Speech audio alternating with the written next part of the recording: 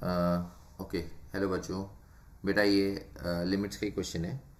जे advance 2010 का सवाल है ये।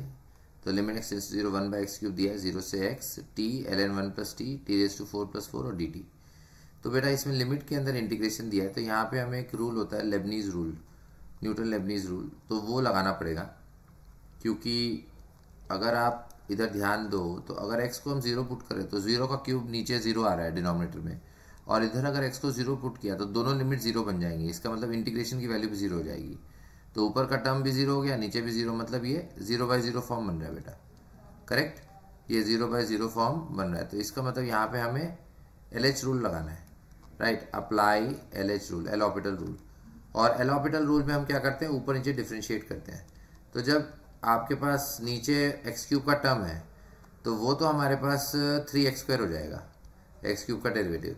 लेकिन यहाँ पे जब इस टर्म को डिफ्रेंशिएट करना है, तो जब इंटीग्रेशन की लिमिट्स में वेरिएबल होता है और फिर हमें डिफ्रेंशिएट करना होता है, तो उसे हम न्यूटन लेबनीज रूल बोलते हैं बेटा। तो उसमें करना क्या होता है, पहले वेरिएबल जो है इंटीग्रेटिंग वेरिएबल यहाँ टी है, तो टी की जगह अपर लिमिट पुट करो। तो अपर लिमिट क्या है, एक्स। तो टी की जगह हम एक्स पुट करेंगे, तो x into ln of 1 plus x divide, और नीचे क्या आ जाएगा, एक्स की पावर 4 प्लस 4। ओके, अब अपर लिमिट को डिफ्रेंशिएट करो।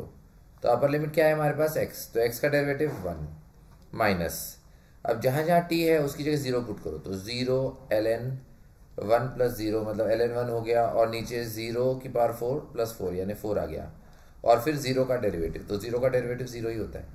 ठीक है, तो ये हमने न्यूटन लेबनीज रूल लगाया यहाँ पे। तो ये वाला टर्म तो 0 ही हो जाएगा पूरा। तो बेसिकली अब जो बाकी का पार्ट है हमको वो सॉल्व करना है। तो limit x tends to 0 ln 1 plus x, ठीक है बेटा, और एक एक्स का टर्म ऊपर है वो कैंसिल हो गया। तो अगर वो कैंसिल हो गया तो हमारे पास क्या आया, 3x आया, और जो एक्स की पावर 4 प्लस 4 है वो हमारे पास ब्रैकेट में ही रहेगा। ठीक है बेटा, तो यहाँ पे हम स्टैंडर्ड फॉर्म लगा सकते हैं। ln 1 plus x by x का स्टैंडर्ड फॉर्म होता है, इसकी वैल्यू 1 होती है। तो ln 1 प्लस एक्स की value, ln 1 plus x upon x की वैल्यू 1 हो गई, नीचे 3 है कांस्टेंट, और ये ब्रैकेट वाले टर्म में एक्स को 0 डालेंगे तो 0 प्लस 4 यानी 4 आएगा। तो 1/3 इंटू 4, मतलब बेटा इसका आंसर हमारे पास आ गया 1/12। ओके, तो आई होप आपको समझ में आया होगा। राइट, कोई भी अगर डाउट आते हैं, कुछ भी प्रॉब्लम आता है तो प्लीज़ कमेंट करिए। ओके, और कोई भी प्रॉब्लम आता है तो पूछ सकते हैं ना। थैंक यू बेटा।